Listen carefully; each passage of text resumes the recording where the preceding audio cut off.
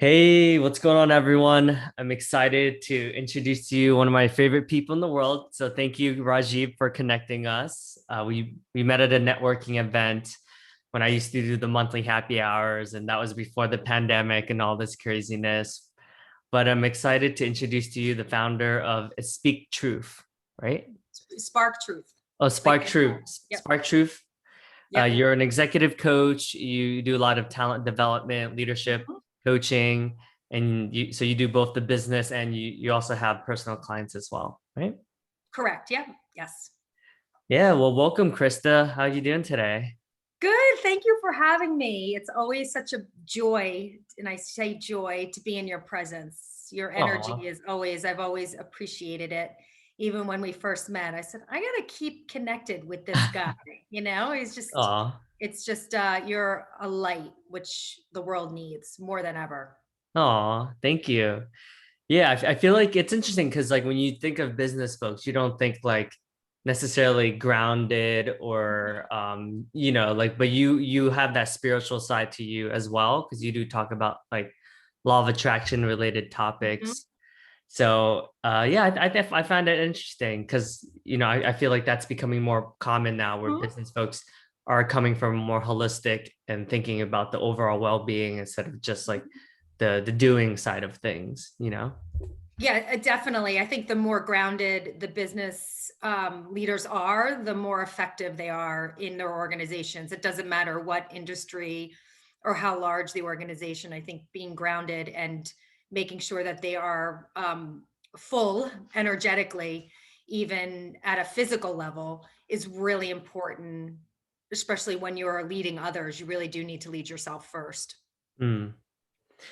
Yeah, that's a good point. I think when most people think of leadership, they think more external focus, Mhm. right? But it not a lot of people talk about like the internal aspects of leadership and it all starts from within. Mhm. Yeah, it's the kind of creating the foundation. It's inside out. So first getting grounded, knowing who you are, knowing your strengths, and then also knowing maybe what gets in the way. And then that is when you can really be present and available and help lead and inspire others. But I do think that part, I call it like getting your house in order, right? It's really focusing on you within, then you can lead others. But I found the most successful leaders start with themselves first. Yeah, and what got you into all of this? Because there's so many programs out there and there's so many people that aspire to do what you do and they say, "Oh, one day I'll do that," or maybe towards, the end of my career I'll do more like of that. Mhm. Um what kind of prompted you to really take that dive and get really into organizational development and L&D? Yeah, it definitely was a process, but it was one that did start early. I am a sociology major, business minor. So, and this Yeah. is before HR was really called HR. But I knew that at an early age that the training side of things, the learning side of things was where I was interested in. So even in college, I had an internship working for a hospital, and I think I wrote my first like diversity program in there. It was based on diversity, which was interesting at the Oh. time. And I don't think we really used it, but I was actually doing the internship for class credit. But early on, I knew that learning and training was where my interest was.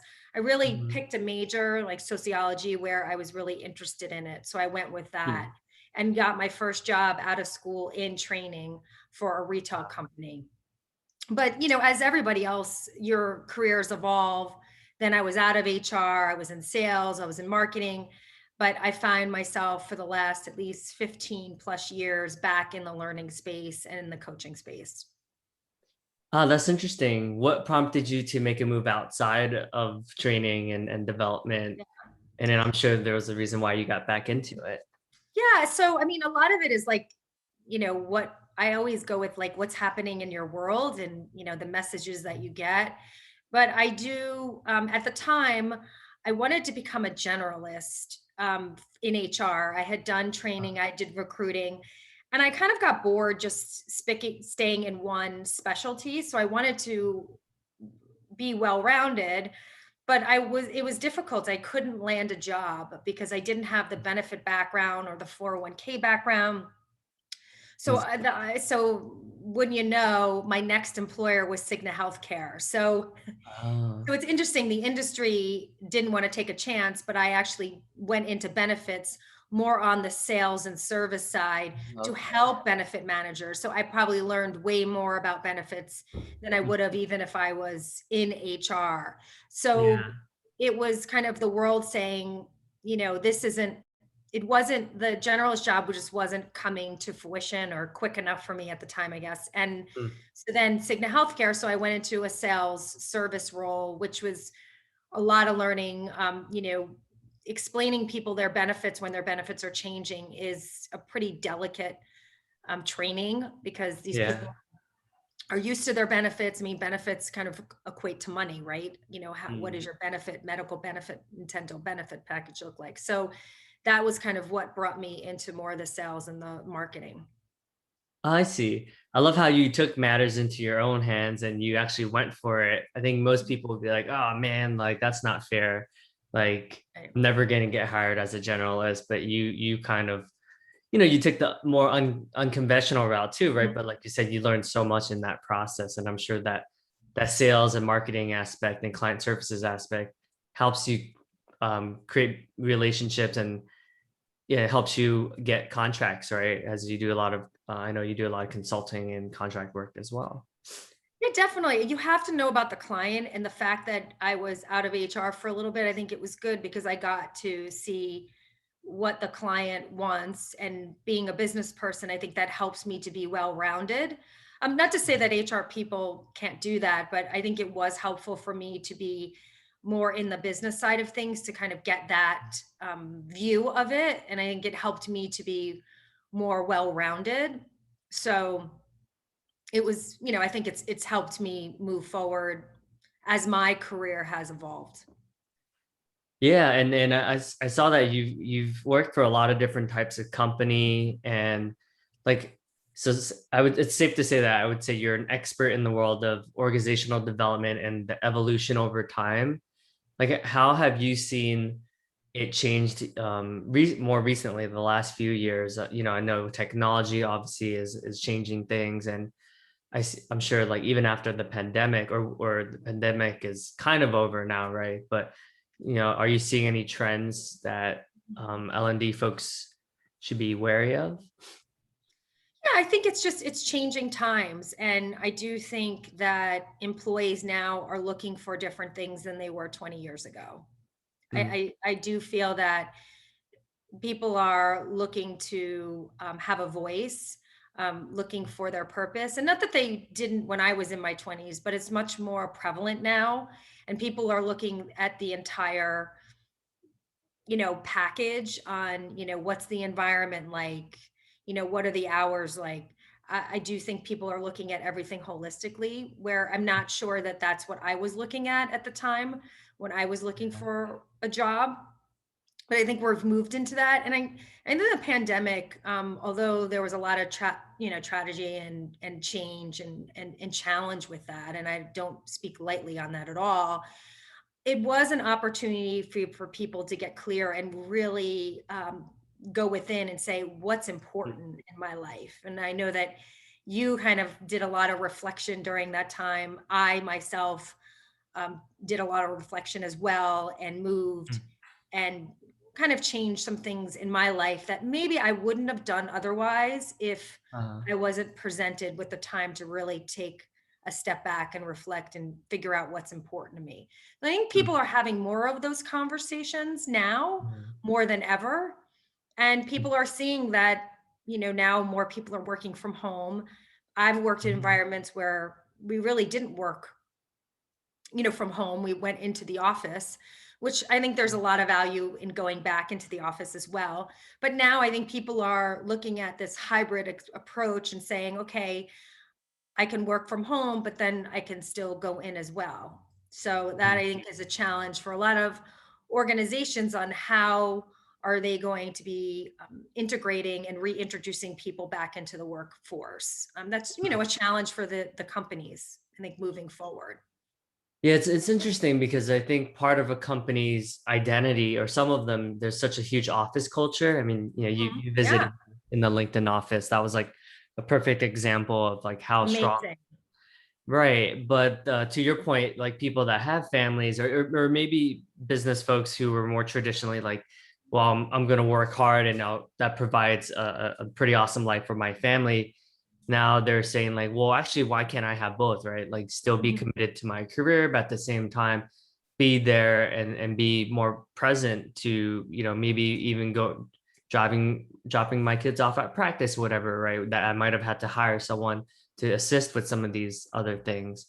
I do see that people are kind of evaluating like, okay, is this worth it? Like maybe I'll make $10,000 or $20,000 less a year, but to be there for the crucial stage and some of my kids, school activities like is worth that trade-off, right? Yeah, So especially in the tri-states, so many people are commuting to work too, where if yeah. you think about those times that you're commuting in, can be at least an hour, some 2 hours where people have gotten that time back. So that's Mm, precious to people. Even myself, when I decided to go out on my own, I was used to going to an office every day and I missed it. There is mm, a transition. You're used to routine. I would mm. get up, get my coffee, go on the subway, walk the rest to work, say hello to Yeah. people, and, really making that shift to, being at home. It's a change for people, but I do think people have adjusted fairly well to it. A lot have, Yeah. and have appreciated a little bit of the difference. Yeah, and what are your thoughts on? I mean, maybe this is just a New York thing, but I do think business folks in general tend to be just so action oriented that we often don't take enough time to reflect and give ourselves space to kind of, like you said, like be intentional. Sometimes it's kind of just the next Yeah. promotion, and I think, like you said, this opportunity really, like even for myself, like I never thought I would take a 100% remote job, right? Like I'm similar to you. I'm pretty social, so it's just crazy to think, 2 years ago, if we were like, hey, are you gonna take ever gonna take a 100% remote job? I would have been like, no, like that's crazy. But now, like you said, I do find myself like having a bit more space to like write and reflect and read a book and slow down a little bit, but I'm still committed to my job, right? Like I'm still performing. So it's been interesting. I do think you need both. If you're always go, go, go, how can you reevaluate what you're doing and how it's going? So there needs to be both. I mean, you can't just sit on a mountaintop and meditate. I mean, I'm not for that, but I think in the beginning of your day, if you can spend 5 minutes just saying, creating that intention, or, having that cup of tea or green drink or whatever, Mm, whatever fuels you, and take that yeah. moment. And I think that's when the magic happens, when you can slow down a little more. Mm, Because if you're always go, go, go, you may be missing a lot of messages or signs or opportunities that you wouldn't have seen otherwise. So sometimes slowing mm, down gives you that opportunity, that perspective to take a breath and take a step back and see, how things are going, rather mm. than just being going on a sprint. So taking that moment to be Yeah. more intentional and reflective. Yeah, and totally different topic, but I'm curious, like, how'd you come up with the name Spark Truth? Yeah. So I don't think of myself as a light, like I'm more of a spark. So my hope is that I can help people connect with themselves and find their inner truth. And I'm all about integrity and being aligned with who you are and what you have to offer. Mhm. So truth was just something that rang for me and was alignment, Uh, because I'm all about integrity. And integrity is shows up a lot of different ways. Do you keep your word? Are you aligned mm, with your values and what you have to offer? So yeah. that word spoke to me. And then again, I want to enlighten people, but my personality is more of a spark than a Uh, light. So huh. that's kind of how I came up with the name. A lot of consultants use their full name. I just was more drawn to come up with something different. And I really came up with it myself. I didn't go to any fancy, marketing companies. I mean, maybe I should have, but it was something that resonated for me, and kept it. That's cool. And like you said, a spark is the begin, like it helps, there's like a catalyst, right? It's like a Yeah. chain reaction, right? So it's cool because you help others find alignment with who they really are. And then even at an early age, like when you were interning, you talked about diversity, inclusion, belonging before it became cool, you know? Right. Yeah. So that's pretty cool. Well, and I think that everyone, even as a coach, like people know their own answer. It's just you don't always like what comes up, Mm, or it's something different that what came up. But I do feel that people have their own answers. And as a coach, I'm just helping you to figure that out through yeah. my questions, through my presence, through listening, through giving space for people to really tap into their own brilliance because Mm, we do know the answers. It's just sometimes some things get in the way of that. yeah. And there's resistance. I think the deeper you go and the bigger you play, there's more resistance. But I Mm, find leaders that are really connected with their own truth and who they are make the best leaders. And that may mm, be leaving companies, that may be changing things up in their life. But I yeah. do find when that alignment's there, the possibilities are endless. That's a good point. I remember reading somewhere that said that leadership is just authenticity, right? It doesn't look a certain way. As long as you're 100% authentic, that's you being a leader, right? Because your truest form, and you're like really diving into yourself, and um that. And sometimes like that's like, I know for me, like when I was younger, I felt like I was always like too receptive to other people's feedback, where I didn't even know what I wanted because it was just like what everyone else wanted, whether Right. it's like parents or mentors or managers or VPs or directors, etc. Um, yeah, it's interesting. I would say only more, especially during the pandemic. I feel like I'm like, all right, like let's slow down. Like let me just take a couple of days off and just really think about like what I really want, you know? Yeah, I think it's all about going within. And look, if there's a pattern happening in your life and you're hearing feedback, the same feedback from people, I think it's worth Yeah. looking at, right? Sometimes we can't see things about ourselves where others do. So it's Yeah. worth thinking about. But to your point, I'm always like, well, what do you think? What do you want? It's not really about what other people want, but it's really about, what do you think is best? And it's getting people to trust themselves because Mm, I know that at times people don't trust themselves. Even for me, still, sometimes I don't trust my intuition or I rationalize. And I find that I'm generally right. It's just mm. me trusting myself or me not always liking what comes to me about my intuition, whether it's playing bigger or taking that Uh, risk or changing things up that mm. I need to do, but I may not be ready to do. What are your thoughts on? Because I hear one of the most common rebuttals or responses is it's if they have a family, or if they're married or they have kids or whatever. Not to say like that's not a valid, like, being mindful is important, but I often hear that that's what gets in the way of what they actually want, because they're like, well, I have to pay the bills, I have a mortgage, like I can't just change career paths and things like that.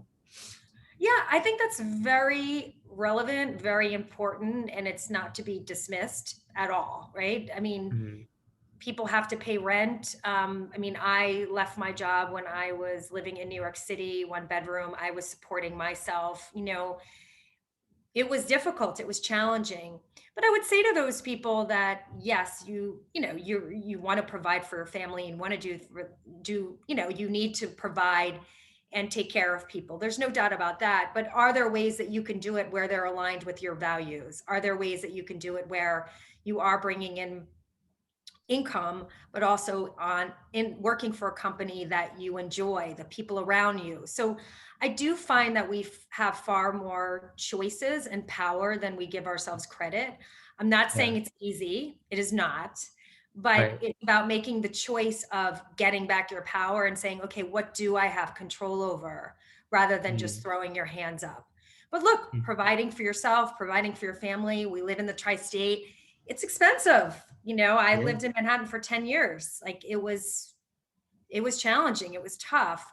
But I Yeah. do find that as you take baby steps, like small steps to creating or finding that role that you really enjoy, or creating that life that you enjoy. Maybe you don't love your job, but you love other aspects of your life. I mean, that's what matters. But yeah, all those Mhm. things are going to get in the way. I don't know how they Mm. don't. And everybody has their own resistance to that. I mean, that's life. So it's Yeah. how do you work through the challenges and not get paralyzed? Because a lot of times when you say I have no control, there's nowhere to go from there, right? You're kind of Mm. stuck. Yeah, that's a good point. I think just having a choice, just being able to have agency over and not blaming it on other people, right? I think that's the thing. I think a lot of people tend to blame external circumstances, and we all have circumstance, right? There's always going to be, what maybe it won't look exactly like the pandemic, but there's going to be circumstances, right? There's going to be family deaths, there's going to be, people are going to get laid off, or company mergers and acquisitions and roles or redundancies or whatever. um and yeah, I think that we live such a comfortable life now. Like, I think the world's just, everyone's so like, for the most part, people are very comfortable now, right? So even though technology has helped us so much, it's also probably been the death of us. Like, a lot of people just are so comfortable that they really don't like any discomfort whatsoever, Mhm. you know? Yeah, and with the discomfort comes growth. It's those times when you lose your job, you lose your relationship, you move, you do something different. I mean, I'd love to say it's when like everything's status quo, but I find real change happens when things are a little messy and they're not in this neat box. And I think you're always going to have some challenge in your life. And it's about just having the choice, even if you're in a job that you don't enjoy, but choose it. I'm in this job because I have two kids and I have this beautiful house and I'm staying in it, but it's still a choice. And Mm, I've learned, I'm getting better. I'm not fully there, but most of the time when I have some sort of challenge in my life, I am more apt to look within than go outside. I don't blame the person. I don't say it's mm, them. I don't say it's my circumstance. I've gotten better at it. Again, it's a work in progress, but I've gotten better yeah. at saying, okay, what is this person teaching me? What Mm, is this situation doing for me? Because I find when you're provoked and something is unsettling, there's some learning in that for you hmm, in one way or another. There's some yeah. lesson for that. So it's less going outside. So all the greatness in my life, I've created. All the dysfunction in my life, I've created, right? I've created both. Yeah. And when you start to look at things that way, you have more power. And Mm, with power, you can take action. If you feel powerless, you're less apt to do anything about it, which is also an action. When you don't take any action, that ah, is still an action, right? Inaction is still a yeah. choice of, you know what, I'm going to just sit here and not do anything. And sometimes we need to do that. Mm, Sometimes it's about getting on your couch, watching some Netflix, and just chilling out with some popcorn, right? It's not all about, even me, sometimes I'm like, okay, I don't need to read another psychology book. I don't need to read another self-help book. Like I'm good Yeah. today, Yeah. Yeah. I'm just going to go out and take a walk and enjoy nature. You know what I'm saying? Mm, I think that we're just so like, let's go on to the next and go on to the next, that, it's being present and where you are. And sometimes it's like, no, I'm going to just be with my family. I'm just going to be with my friends. I'm going to take mm, the day off. I'm going to sleep in, making yeah. time for that as well, rather than just always striving. Or it's interesting because being a learning person, right, you're always like wanting to learn. And I always, at Yeah. one point, I would say, I was always like, okay, this class is going to change me, this is going to be it, this is going to be it. And Mm. Davidson, I realized that it's like, no, it's just you're on to the next. You know what I mean? Like Yeah. there's no one class or, oh, I'm going to work with this teacher and this is going to be it for me. And each opportunity did add to my life, did teach Mm. me something, but there's never an end all be all. I didn't feel, or I don't feel Yeah. at this point. Yeah, I think that's the beauty of life. Like there's so many paths you can choose and there's so much more to learn. I think I think that's the challenge, right? I think it's like, how do we know, are we doing this? Are we learning for the sake of like, oh, there's in the past, like I wasn't good at school. So now I'm gonna show everyone that I'm a smart person. So are we overcompensating for stuff that maybe happened 20 years ago? Or is it coming from a genuine place of like, well, no, like I just really want to be the best version of myself. Like maybe it's interrelated. Like maybe it's hard to separate the two, you know? Well, look, I think we bring all of what happens to us in childhood. It has shaped our lives in one way or another. I don't Yeah. think it defined us, but it does shape us. So Yeah. again, it's checking in and saying, what's the intention around this? And I think, Mm. look, learning is good. I'm in the world of learning. That's, I'm in the right role, I feel at this point, in the right space. But there are Yeah. times where, you can take a break, and that's okay. And not, focus on what's next. Yeah, I think the breaks have helped me grow the most in some ways. Like meditation was always like one of the hardest things for me because I was just like, oh, it's so uncomfortable to not be reading a book. But today I just had a 20-minute meditation and I was like, wow, like I That's a feel long like, time. That's yeah, a long time to meditate. Yeah, that's an yeah. accomplishment. And it was uncomfortable, but I was like, wow, now I feel like I have so much more space, like in general, you know? Yeah. Yeah, Yeah. I've been meditating for a long time, and it's interesting. I just recently moved to a new apartment, and I haven't really gotten back into my routine that I need to do. But I never judge it. I mean, I always have all these thoughts. I don't have this like big aha, but I do think when I start off the day like that, there is a certain level of calm, and just it's not Mm, like rushing and running into the shower or rushing yeah. on a call. When I have to do that, it does change up the energy of my day. Mm, Yeah, I mean, even starting, I mean, 20 minutes is a long time to meditate, but even starting at 5 or 3 minutes, I think it yeah. helps set your day. I mean, I do that, and I usually pray or do some sort of gratitude, Wow. after that, because that's what, speaks for me. But everybody, Mm, to have some sort of routine in the morning, it's always helpful to start off your day if you can, even if it's for a yeah. minute, Yeah. everything helps. Yeah, yeah, meditation for me, like being a doer, and I think a lot of the New Yorkers have that Mhm. doing energy. Yeah, Oh my sure. God, I think it took me like 2 years until I was like, I didn't judge my meditation anymore because, I was like, oh, I don't think I'm doing it right. Like I don't feel as calm as I feel like these other people next to me Right. feel. Always comparing myself to other people's experiences. Yeah, like people say, "Oh, I'm so clear." I'm like, "Really? That never happens to me." Like, I mean, it's like, but I don't judge it. I think even when I don't do it, when I don't meditate, um, I don't judge it. It's like, okay, well, there's tomorrow. I'll try it tomorrow. I think it's another tool that you have to access more of a connection with you, really, Mhm. and to calm and breathing and just some simplicity, just seeing, Yeah. in a life that can be, things are pretty complex. So I know you moved from, like you said, New York City to Mhm. somewhere that, maybe is not as crowded as New York City. Mhm. Um, what's that been like for you? Like, do you feel like it's harder to have those like run into like random people, like on the streets of New York? Like, how do you go about still getting that social connection that you need being an extroverted person? Do you have to be more intentional about setting like coffee chats and things like that? Yeah, well, I've only been here, it'll be a week today, so I don't have it all figured out, just letting you know.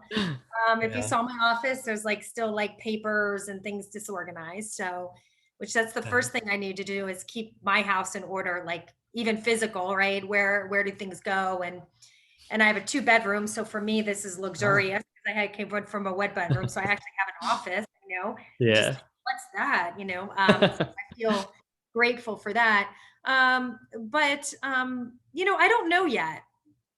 I do think that New York, the last year was a different place. It was Yeah. not really for me social. at all. It was more, you're in your apartment, doing a lot of Zoom meetings, and Mm. I was near Central Park, which was a blessing. But Yeah. there was a lot of fear in New York, and rightfully so. So, Yeah. the social part really last year for me was not as much. I got to see some friends. We would go for a walk, but it Mm. wasn't a lot of social, which really helped me to reflect on, like, why am I here in New York? Yeah. So I don't know the surroundings yet in the area that I'm in now, but it's a suburb in Pennsylvania. I actually the train is right near me, so if I need to go into New York City, it's like a 3-minute walk. So I actually can take a Mm. direct train to New York City, which is good because I still have clients there, and I still like I love Yeah. New York. New York is an amazing city. But I think for me, it was time to change things up. I have now a little balcony that I can sit on. Mm. There's, I can walk around. Obviously getting a car was a different Oh yeah. experience, so I got that.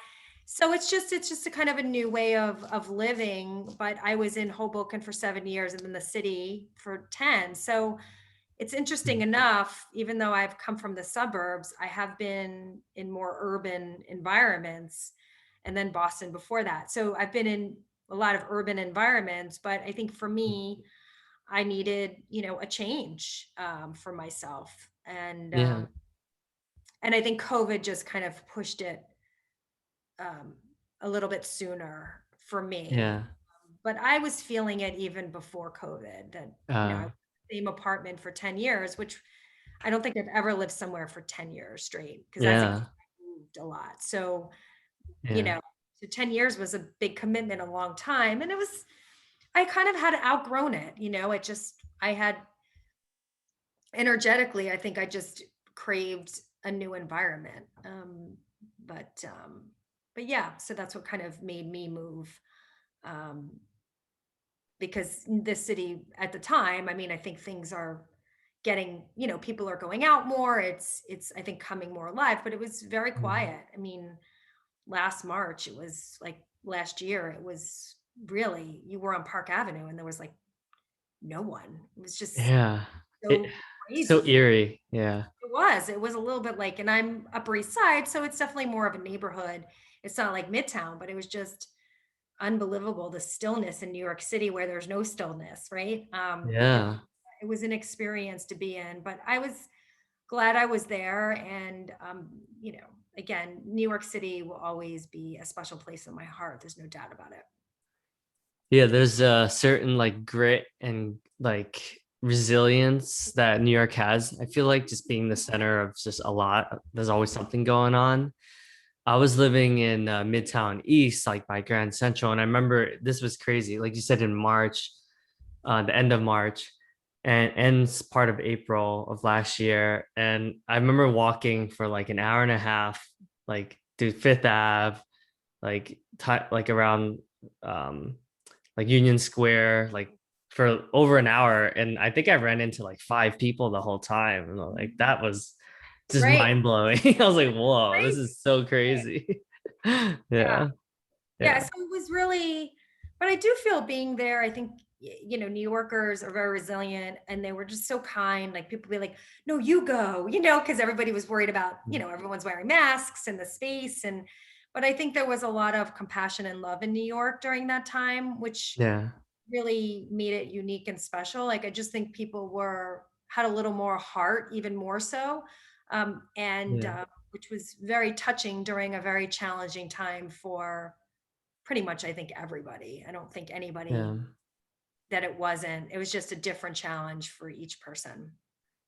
Right. Yeah. I think just having that shared experience brings us like closer together, right? Because, normally different classes would be like, well, you don't know what it's like to experience the same sort of adversity I do. And people are always comparing, like, oh, who had the most tough upbringing or whatever. But then that experience, it's like, no, even if you were wealthy, like you still had to go through it, right? So I think that shared experience brings people closer together, but yeah. Yeah, it's more at a human level than anything. It's just that at the fundamentals. So Yeah.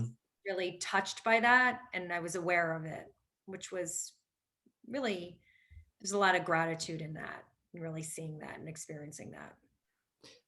Yeah, it sounds like gratitude is like a really big part of your practice. Was there like a pivotal moment that helped you create that practice, or has it always been a part of your practice?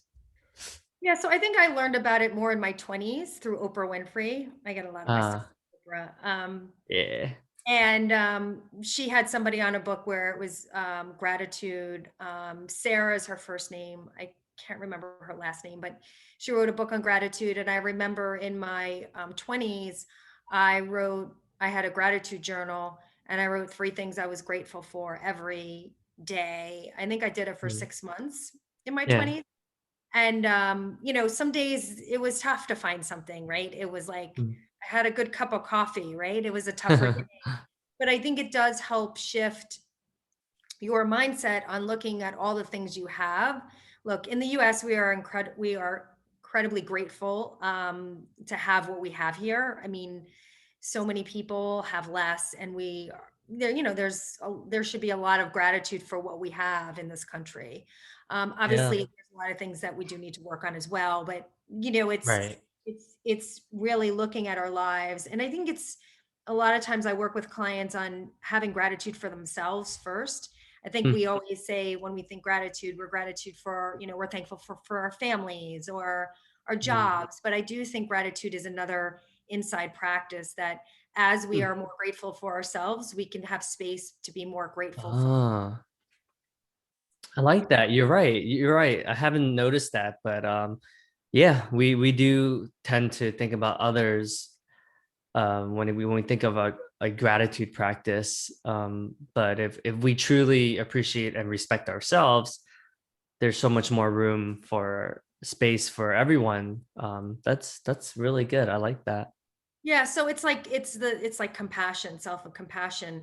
I am a recovering perfectionist. So I found that I wanted everything perfect. I didn't want to make a mistake, and it wasn't Mm. necessarily something I was conscious of, but the work that I've done on myself, I've realized that that was, how I was playing out.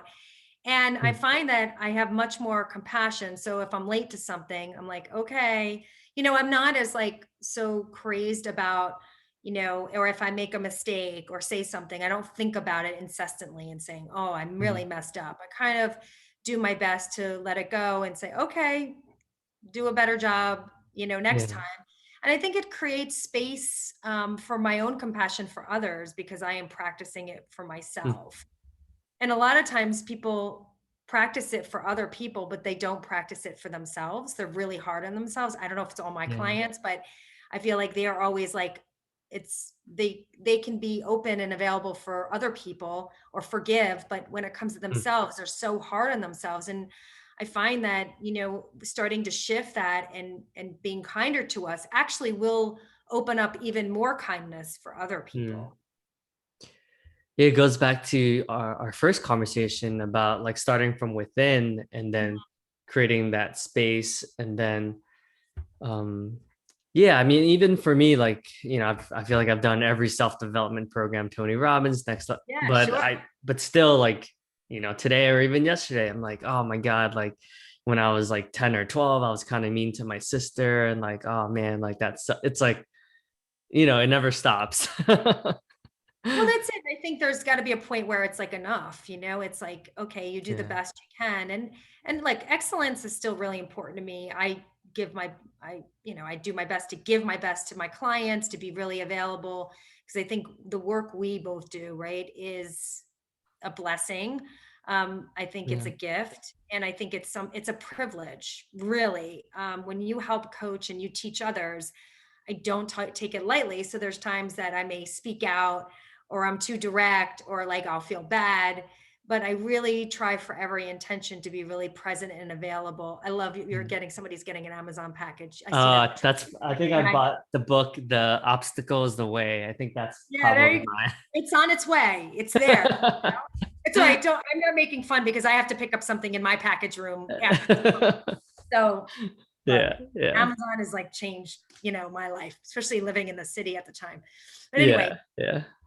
sorry. But yeah, I just think, you know, again, back to it's always an inside game. And I think I know that more and more as I've gotten older and learned myself. So yeah, there's your book. Yeah. You heard the doorbell.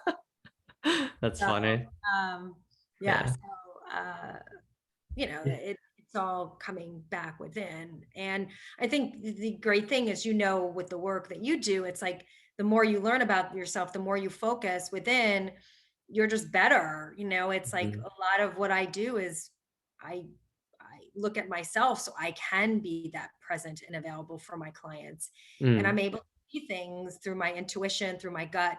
I think early on in my coaching career, I didn't always trust myself, and I think now I trust myself more. Look, I don't Mm. have it all figured out, and there are times I make mistakes, but for the most part, as I've started to really believe and trust myself, I think things are, possibilities are endless.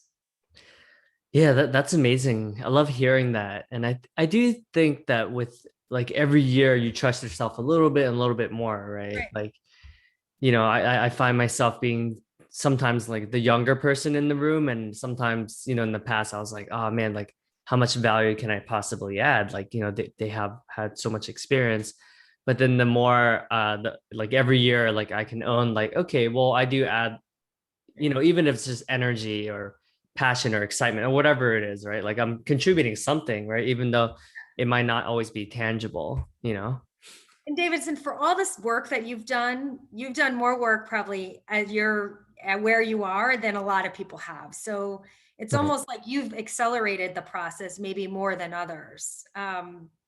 Right. Because you've started at an earlier age, which is Yeah. great because, I remember one time I took this class, and I was in my 20s as well. And they're like, you're so glad that you took it so early. And I go, I guess, right? But I do Yeah. think, you've invested so much in yourself that you know far more than you think.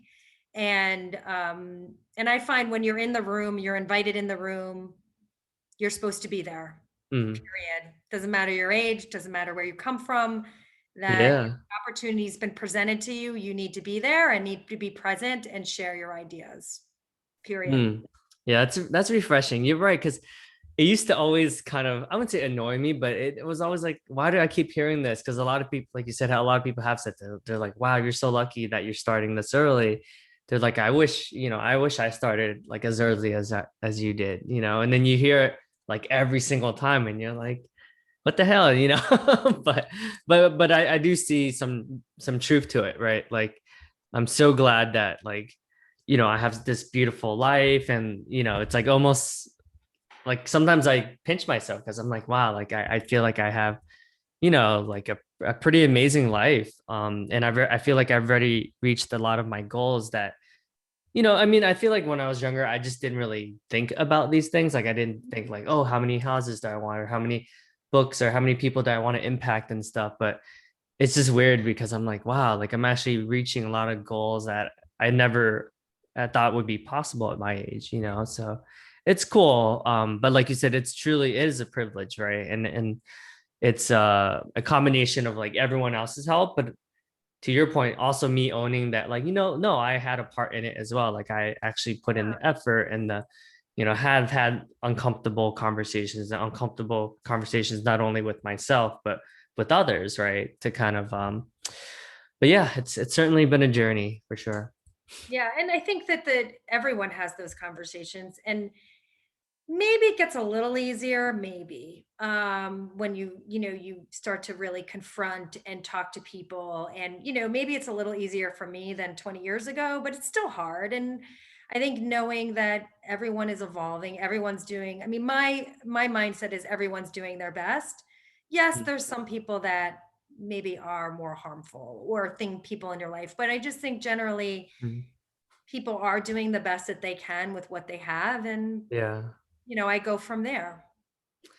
Yeah, I mean, like perfect timing actually. Yesterday I had like the deepest conversation I've ever had with my sisters and my father. So he wasn't around much for the last 18 years of my life. And I reached out to him and I was just like, like we were both crying on the phone, but I was just like, thank you for taking care of us unconditionally, like for the first 15 years of my life. And thanks for coming to my wedding and thanks for coming to visit. So he just stayed at our place for a week. Mhm. And yeah, I just kind of share gratitude for him actually making an effort. He doesn't have to come back, even though it's 18 years late, at least better than never. But yeah, But normally I created, wouldn't like right? show gratitude. I would be like, F you, like get out of my life. So yeah. Yeah, but the thing is, you created that space for him to come. It wasn't really about him. I think you created an openness that made him feel comfortable to be able to come and do that. So I think the more, I mean, like the good news and bad news is the more conscious you get, the good news is you can make really good decisions and be more open and vulnerable and loving, and because and but then the bad news is that you're more conscious and not other people are, so there's more responsibility in being able to be that light in the world and to make space for people to be, and you created that. That's more you than him. I think your energy was in a place where he could show up and be there, and that's pretty remarkable, on his part, but really on yours as well. So Yeah, I like what you said about it is a responsibility, right? Because I do think, because I would say like we're both at a place now that we're both like privileged enough that we do have the responsibility to just make the world a better place, right? And sometimes like, I feel like if I was just based just on feelings, like sometimes like I don't feel like doing certain things, but sometimes I'm like, well, just because I don't feel like it doesn't mean that it's not the right thing to do. So I do find myself sometimes like, oh man, like I kind of don't want to have this difficult conversation about like, stop Asian hate or BLM or whatever, but it's like someone's got to do it. right, So right. Yeah, and sometimes you say, I'm gonna do that, I'm gonna have that conversation. There's sometimes you're like, you know what, I can't today. I need to respect where I hmm, am. I need to respect my boundaries, and I'll do it yeah, tomorrow, right? I think yeah. working with yourself, that it doesn't, all that responsibility doesn't fall on you, but if you can do your part, that's great. That's all that the world needs. I think sometimes people Hmm, are over responsible, and hmm, but you really need to just take care of yourself and do what you can. You can't, and other people have to do their part as well. hmm. Yeah, that's a good reminder of it's okay to say no, right? Like you said, giving yourself space and setting that boundary so you're not overexerting yourself and you're not exhausted by the end of the day. Yeah.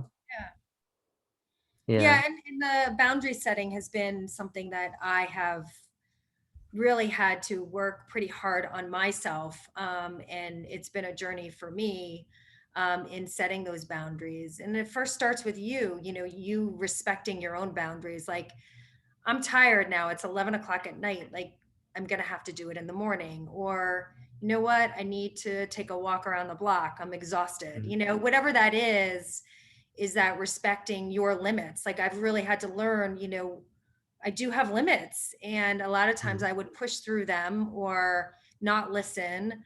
My sheer will would push me through, and sometimes maybe that wasn't the best way to go about it. hmm. Wow. Well, this has been a really good conversation. So much, just I think it's perfect timing too, right? As we integrate back into society and Mhm. we're all kind of like done hibernation and things kind of slowly kind of get back to normal or some semblance of normalcy. I think it is a good reminder of like not overdoing it too, right? Because I'm sure initially it might be uncomfortable to be in large settings because we've just been isolated for so long. So maybe just slowly integrating into it, and a big takeaway from this conversation for me is that I don't always have to be the one to take the first step. Like, and I think it's once in a while, right? But also, it's okay to take a day off and recover and take some time to just do hobbies and stuff like that too, you know. And That's that adds important. to your cup, right? Then, when you add to yourself, then you can give, right? When you've done Yeah. something fun or creative or something that's good for your soul. So then you can go back out in the world and then really give from a place of really being able to give, not because of Mm, obligation or mm, responsibility, but really giving from your heart, which I think is really important when we give, that we really give just to give. mm. Well, that's Krista, I want to acknowledge you for your big heart and you just being so intuitive and you really tapping into your heart and like your soul and just being able to see like the best in everyone and bring out the best in everyone and also modeling like well-being and good behavior, right? Like what does it look like to take care of yourself and then also be someone who impacts and change lives at the same time, right? So thank you for just being so awesome. I appreciate you. Well, you're a joy for me. So anytime I can hang with you and talk with you about these things, I really, it fills my cup. So thank you for having Oh, me and giving me the space to share my thoughts and ideas and really being open and available. So thank you. oh, and last thing, do you want to have a plug to your book that you're working on? Or? Oh, way to put me on the spot here. So I am. I'm writing a fiction book. It's about a woman's transformation and learning about herself through the intimate relationships she's had in her life. Um, I'm I'm 94 pages, I think, in. I'm working with a writing coach. So look, all our coaches, I need coaches as well. And I'm hoping to create a fiction book where people can reflect and see their own self in, and possibly do it for book clubs and just have nice dialogue and discussion. I live in the world of, self-help and that sort of thing. And I do write different articles on LinkedIn, but I thought writing a fiction book would really tap into my own creativity and write from a different way or a different lens. So that's why I Yeah. chose fiction, which I never thought I would, but I took a writing class Mm, and I said, this would be fun. So yeah. it's a work in progress. I'm committed to it. So we'll Mm. see. And I'll keep you posted on when it gets published. Yeah, I'm excited. I'm sure I'll have you back on the podcast after your book Yeah. releases. And yeah, I think fiction is a good way because it's far enough where people don't feel like they have to do something, but Mhm. but like you said, it's introspective enough that they see themselves in the character that they say, huh, maybe there's something there for me. So I love it and can't wait to support you and yeah, your book project. Thank you. Thank you. Well, everyone, thanks for tuning in. And oh, what's the best way to reach you? Yeah, so people can reach me via my website. It's www.spark. It's SPRK. No A in it, just Spark. And then Truth, TRUTH.com. And then you can always send me an email at Krista, which is CRISTA at sparktruth.com. So yes, love to hear from people. And again, thank you for having me. It's been a pleasure to chat with you. Likewise, and I'll also include the link to your website and your email as well in the show Perfect. notes. All right. Thank you so much. Thank you, Krista. Have a great day. Bye. You too.